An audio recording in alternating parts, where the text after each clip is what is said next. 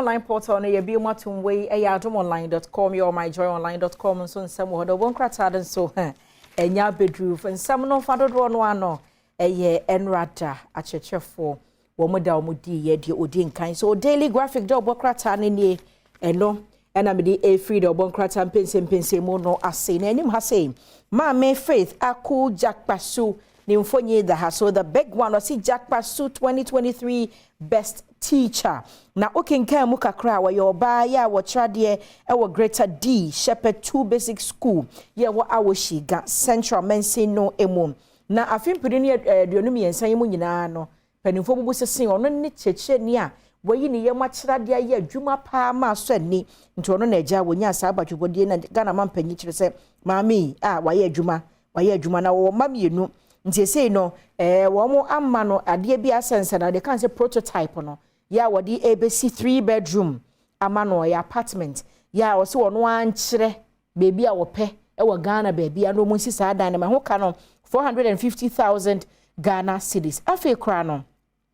wo so benya 1 million worth of insurance ye Free State Insurance Company e honomo na eno so kra dan cha wasa ama no 1,000 exercise books neja wacheche ama won mo pese wacheche mo na de oto so mienu no so you can say first runner up no Isabella Wusa Tete won so sege DA primary school na ono so wona de oto so miensa no eja Fridaus Idi Amin you no ewo Ogbojo Presbyterian Basics School na say said de ejihemu no ekoye no Wusa Tete ya wo first runner up no na pick-up truck ena afi kwa no sika wono so enya no biemu a katafan to so miensa no ne nyina mu nche 1 million insurance onso benya bi 1,000 exercise book no so ebenya bi nti obi ade onya ye no ewa ha private investment key to protect cultural heritage Kingsley Ofosu Ntiamo executive director Emma Ghana Museum and Monument Board no ena watch say ankra ya ombe bia nwuma wo mayi mudu onsika eye investment ahodo no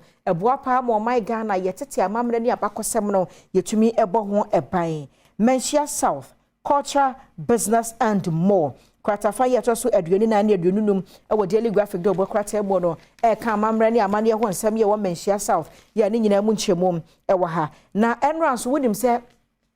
GFF abato ekoso ewo atifi mantem no emu Simeon Okraku re-elected GFA president. You be say Okraku ni mfonyi eda hanom ene wo born in some shra. Gift your worry Mensa being declared the winner after running unopposed. Ono so na ne honsem wo pa ye ne hwese ro mama ne nsaso a na atimi se oba ya santo ano no wo bo adwuma nti enran so said ye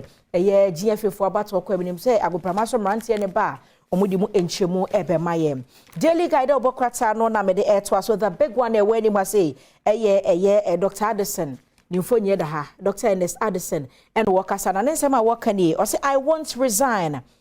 NDC Bank of Ghana Governor Tango na so chemu a we say ye kire na NDC for ye ni dede omu ye nyina no ni nyina so enti ono ma enu mpiapia no kra say onfa na djuma ento ho late UEW students family reject suicide claims na me kan mom kwatafa to so ensia obehu se Rita Anane ne mfonyi de anim ha na se mibie kwatafa to so ensia no a ensem wo ni bi ne se abusua ya sa ba ya Rita ifri mu no ekire mu a ensem won se de obokrata do no aka se omuhura ho no na se wode ahoma sapo asen ne mene de hangi ceiling fan so a enam so ma Rita afri mu abusua so omoji sa asem ne tumu a enyeye entu kenkan ensem ni mu abusua ni kire mu a ababa wa ya wafiri mu wan show sign of depression bia no aka say enu nti no akwasan de ho ade bia wahi o ka kire busua ne bia no wonom so edema no na de omuma omu ni say ababa wa ne mpena wone ne tie ya ye friend say George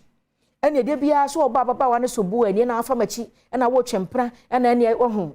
de bia o de adwaman ya san ba ya yikomu no omu kire mu ade be che ma omakohu abaya na mu no anadwo no ndu 10 pm George yi kwa abaya ne ho anajo 10 pm okowura abaya ne ho adechi anopanso na koba abaya na afie wura mane yese wakohu sa abaya no e de ahoma asen ne ho na de na akowura obi dem anajo 10 na adechi anopawa na wo se akohwa bebo amane yese ababa wa na wuwa ahye ne ho akonfo edie na si sa anajo 10 na akoye na anu nti yemfa ne sa ababa wa ne mpo hye ne ho akonfo a enkomotwetwe be na course wo montamu a lead to sad depression and managing say suicide is the only option. When in some who do be a busian ebusa, eno kwa abusua na se kire se George no omususu se wonimu woni hu bi kwa wo mia ne kon esa nso hwe George ne nsa ho ne nsa achi a wanya nkotwa bi ti se ase dadoa etwitwa no tutim se wo yira abaya no so abaya ne ma ebi a otene ne nsa no de onya aya ne dadoa no de wo ne nsa achi nti omu kire mu a dadoa ekotwa ekuro ewo George yin nsa achi kire se ono na hra omu na eka wo omi abaya ne kwa na dwene wie de sapo no sanso omu se sapo ne kura po bia nim na sapo epo ni mu de eye den ena etumi esen nipa mene ekonuo enti abaya rete abusuafo nsem bia wo mo kani kire se omo ni ato aposifo sansa aposifo akofa George ne dada